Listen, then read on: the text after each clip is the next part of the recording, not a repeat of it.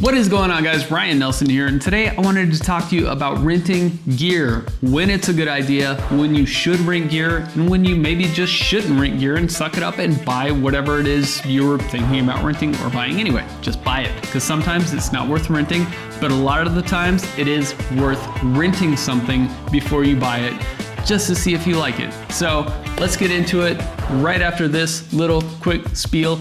Before we get into it, if you guys really like what I'm doing, you want to see more of this, I would love it if you would support me on Patreon. Links down below in the description. Anyway, let's talk about rental gear.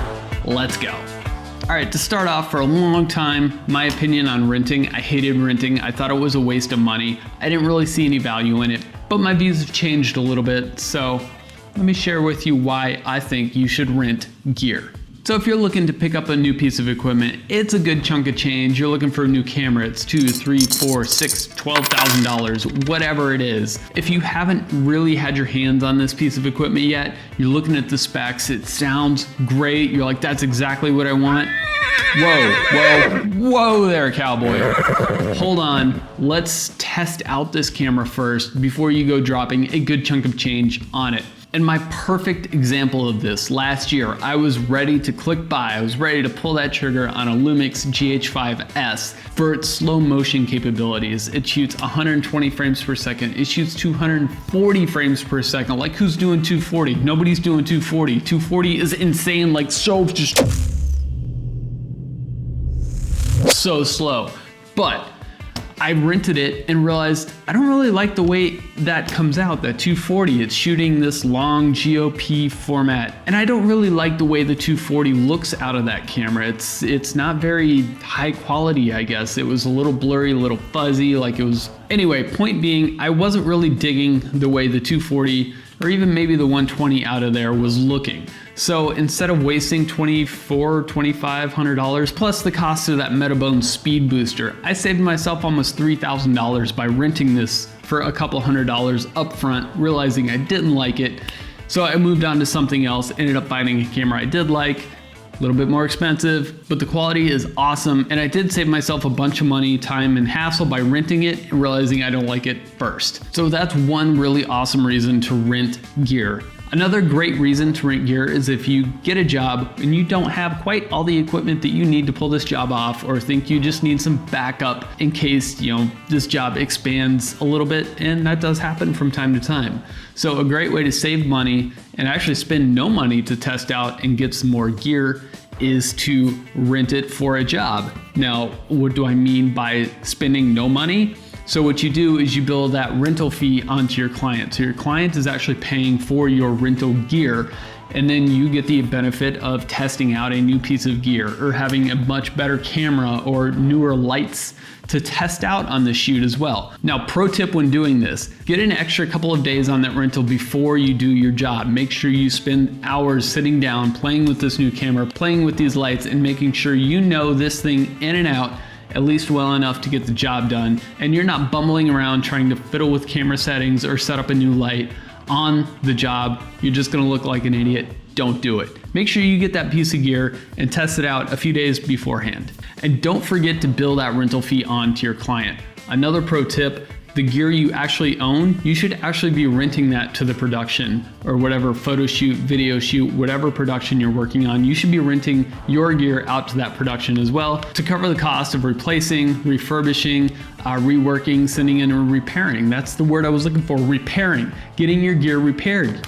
It breaks, stuff breaks, but you need to have money in the bank to repair, replace, rent. That's another good point. If you have gear that's down, you're gonna have to get another piece of gear for a job.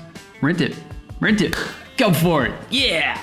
Another great reason to do rentals, if you're really having a hard time deciding between two different pieces of equipment, rent them both. Spend a week with them both, at least a few days, and see which one is more intuitive for you to use, which one you like using more, which one gives you a better quality for what your needs are.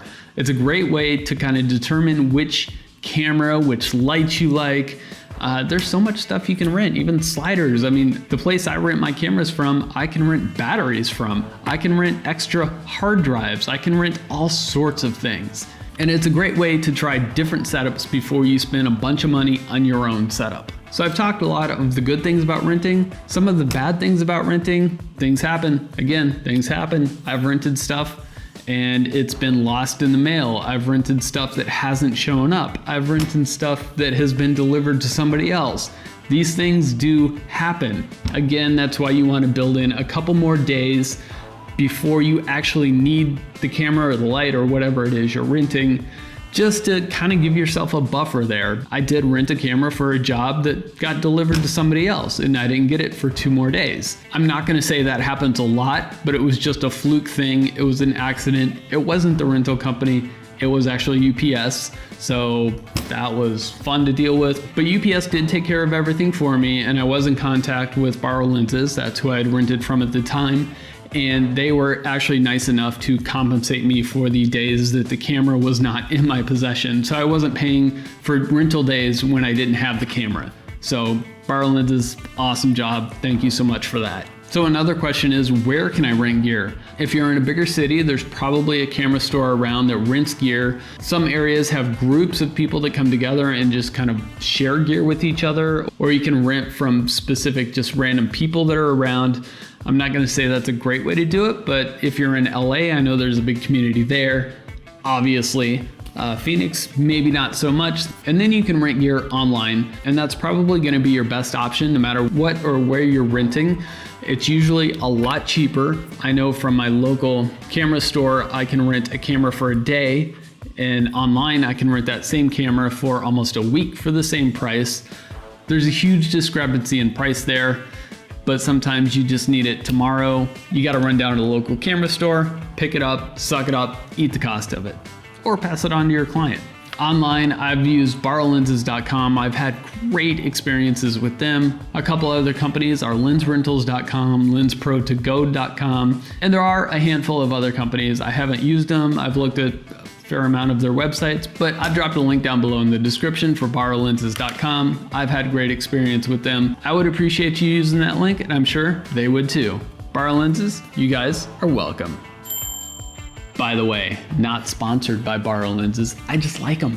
Another great reason to rent gear is if you're traveling to do your shoot. You can rent the gear online, you can have it shipped to a UPS store in the spot where you're doing your shoot. You can travel much lighter, much faster, and get to your location, pick up your gear, do your shoot, ship it back, and you don't have to carry lenses, lights, cameras, bodies, all that stuff with you on a plane or pack it up and drive with it. Now, when do you not want to rent a piece of gear? Obviously, if you know that you're gonna buy it, just go ahead and buy it because you know you're gonna spend that money on it anyway. Another great reason not to rent gear is if the time frame and the cost to rent for that time is more than half, almost 3/4 of the cost of just buying it, just buy it. I had looked at renting hard drives for a trip that I was going on and it was gonna cost $50 less than just buying the hard drive. So I just bought the hard drive and now I have them to use whenever I want.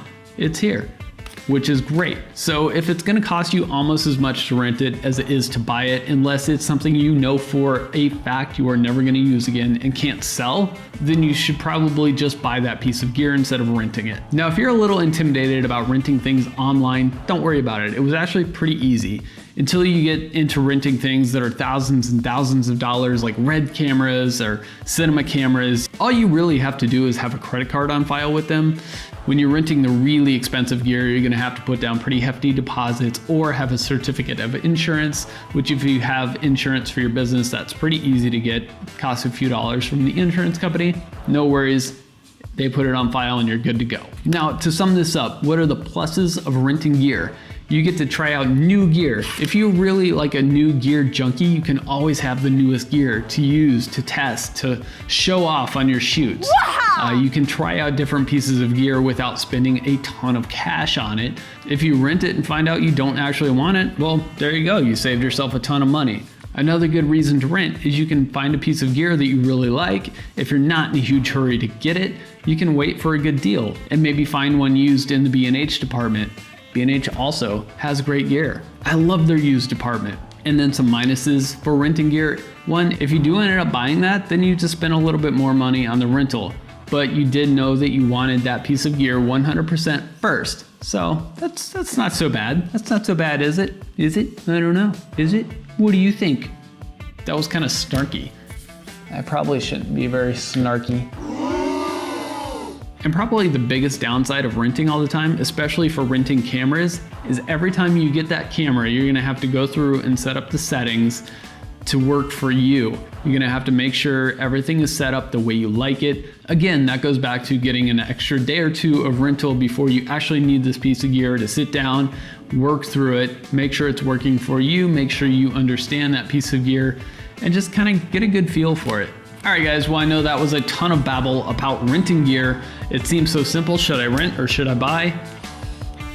It depends on each situation. I'd say rental is a great way to go if it's a really expensive piece of gear, and if you're not 100% sure on that that's the one you want, it's a great way to compare items. And for these videos that I do, these reviews, I rent a lot of gear. That does get expensive. So again, if you guys want to support me on Patreon, links down below in the description, just saying. All right, anyway, enough of that mess. If you guys like this video, hit that thumbs up button down there, hit that subscribe button if you haven't already, and I will see you guys next time.